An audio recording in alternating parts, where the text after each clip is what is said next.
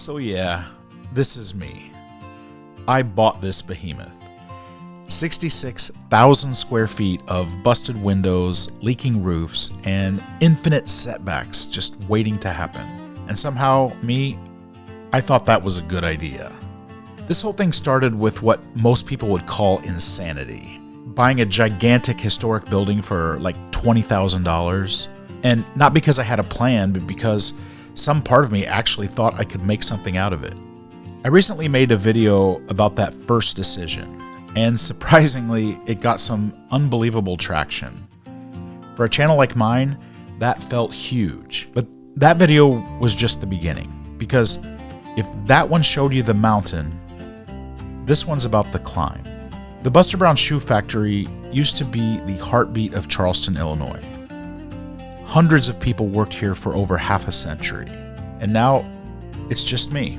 Well, also a few kind souls who've shown up along the way, and a whole lot of stubborn determination. I'm not a contractor, I'm not rich, I'm just a guy who made himself a promise. This time, I'm finishing what I started, something I haven't always been good at. And I'm documenting it all. Not to show off some perfect YouTuber renovation, but to prove that sometimes the craziest decisions, they're the ones that actually matter the most. So now I'd like to hear from you. The channel's been out for a while, and knowing what you know now about all of the insurmountable challenges, the incredible scale of this place, how much work is involved, how much pure chaos there is. If you had the opportunity to do this and it cost $20,000 to buy the building, is that something you'd be down for? Let me know in the comments. I love reading that. It kind of helps me gauge how far off the deep end that I am. Just leave a comment, I'm all in, or heck no, I'm running for the hills, and let me know why. That's going to be super interesting.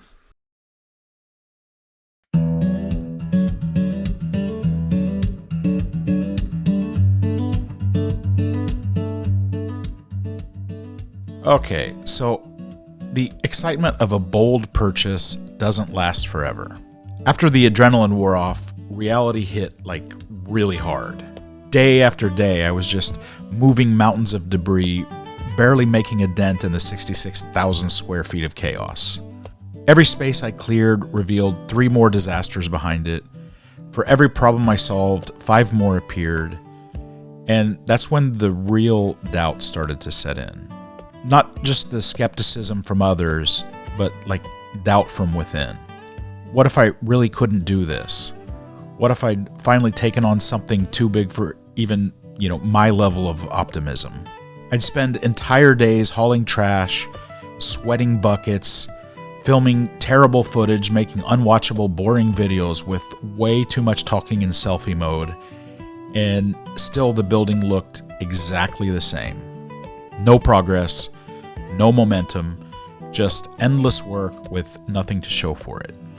And the lowest point came when I realized my fear wasn't that the building would defeat me, it was that I might just be the one to finally give up. And for someone who spent a lifetime of starting things and not finishing them, that thought was something I couldn't stomach. For a hot minute there, I stopped posting videos, I was questioning everything. I wondered if this was like just another project doomed to join my collection of almost finished. But thankfully, this time was going to be different. I'd already said it out loud, on camera, to thousands of strangers that I was going to save this place. Fake it till you make it. Because once you say something like that, you either follow through or become the guy who crashed and burned and gave up on YouTube in spectacular, slow train crash fashion.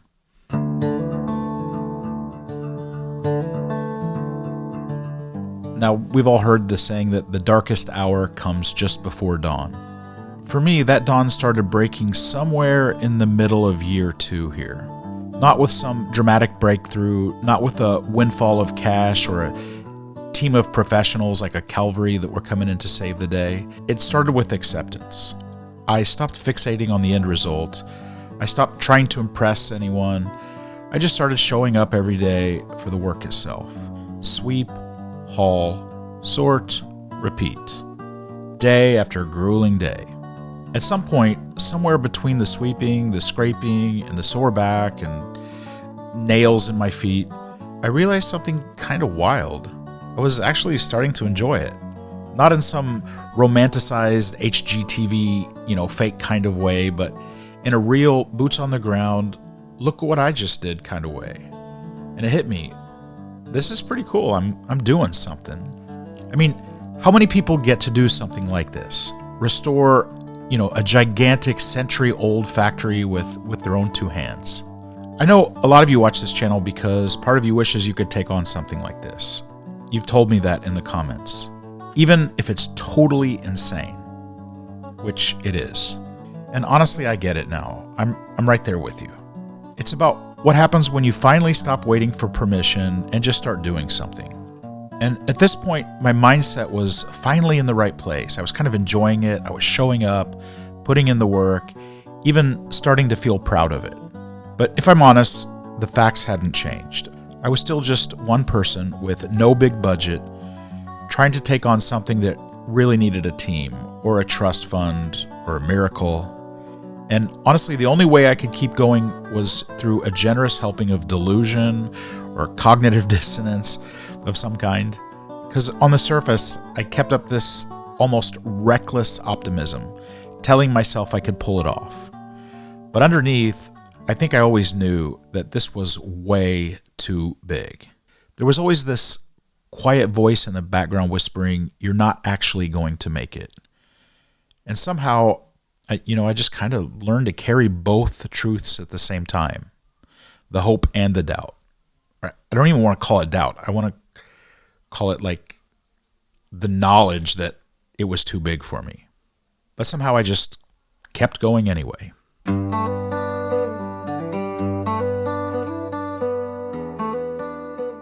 Now, I've mentioned in other videos that everything kind of changed once Bob showed up. Not because he brought some magical solution, but because he brought something I desperately needed. And that was perspective. Bob saw one of my videos where I was clearly drowning in the enormity of the project, and instead of just scrolling past, he called me and said, "Hey man, you need a power washer?" And that was the start. But what Bob really brought wasn't just tools or expertise, it was also strategy. Until then, I'd been trying to tackle the entire building at once, bouncing between problems across all 66,000 square feet, moving one pile of garbage to another area, then I'd have to move it again for a different problem, putting out fires without ever making a single inch of visible progress. You can go back and look at those early videos if you're brave enough. Bob looked at the factory and said something so simple that it changed everything for me. Let's pick one area, just one. Let's get it legal, get it to code, and get it generating income. That single idea, as much as I'm ashamed to say, didn't occur to me. It was that divide and conquer that transformed this entire project. Suddenly, the impossible became manageable. Forget about the other 59,000 square feet. Let's focus on this area and get it going. The overwhelming became doable. And that's when the miracles started happening. Neil, with his incredible wealth of knowledge, helping us with the elevator, Sparky with the electrical skills, Dave, who's always willing to lend a hand, Jeff with the muscle, and Alex, the brick doctor, and Greg with the horsepower and the generosity from Element Solutions, Keith with the patient resolve, and also Jake and his entire amazing family, and so many other people that have lent their energy to this project. People who had no reason to care about my crazy project started showing up. Volunteers arrived in work boots, ready to help move decades of debris. Projects that would have taken months started to happen in a single day. The restoration wasn't just about me anymore. It had become a community effort.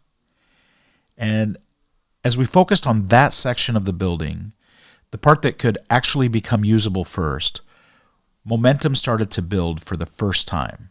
And I could see a path forward.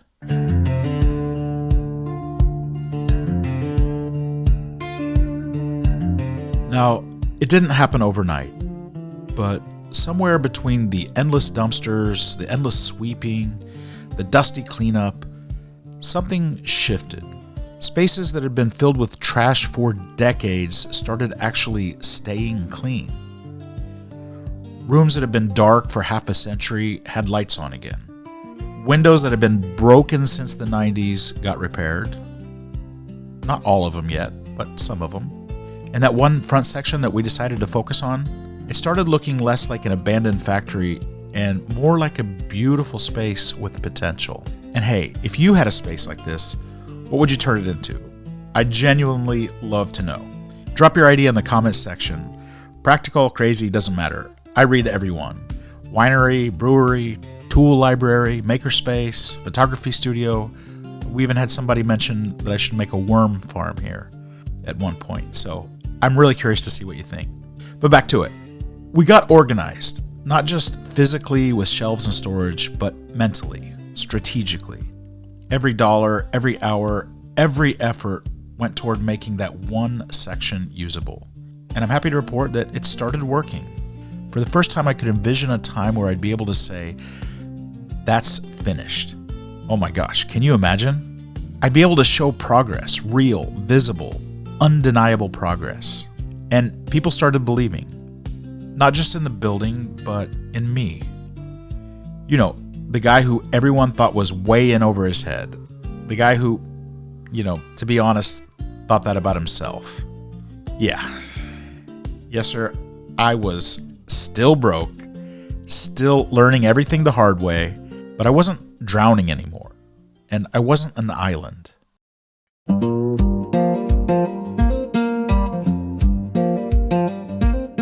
Looking back, those early episodes on the channel weren't polished, but they were real.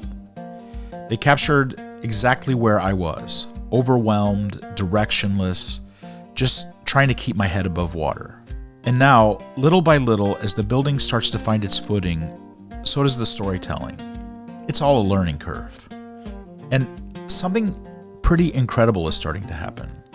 This channel is growing. This community is expanding, and most importantly, this old factory is starting to show signs of life again. I've even got some news I can't fully share just yet, but a few local companies have reached out and they believe in this thing. They want to be a part of it. That may not sound like much, but to me, that's huge. I can't wait to share it with you. Momentum gathers momentum. The front section that we've been working on, it's still got a long way to go, but for the first time, I can see it. Not as a dream, but as a space that might actually function. A venue, a tool library, a little antique showroom, a place where something useful, something meaningful can finally happen. And the truth is, doing this on a shoestring has been its own weird kind of blessing. No big investors, no obligations, just a guy and a few friends listening to a building and trying to figure out what it wants to be. People still ask if I regret buying this place. If I knew then what I know now about the setbacks, the cost, the sheer physical toll, would I still go through with it? And honestly, maybe not. If I'd known how much it would take, I probably would have talked myself out of it. But with foresight, if I'd known how much I'd grow, the people I'd meet, the purpose I'd find, the spark it would give to others, then yeah, I'd do it again, no question.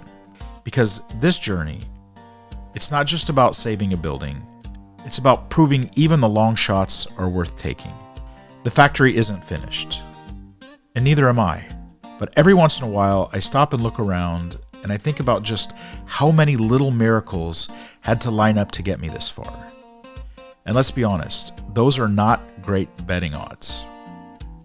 But here I am. And now, here are two videos I want to share in case you're interested. One from the early days that kind of talks about my thinking in the moment, and also the one that kind of went viral in case you missed it. Thanks, guys. See you soon.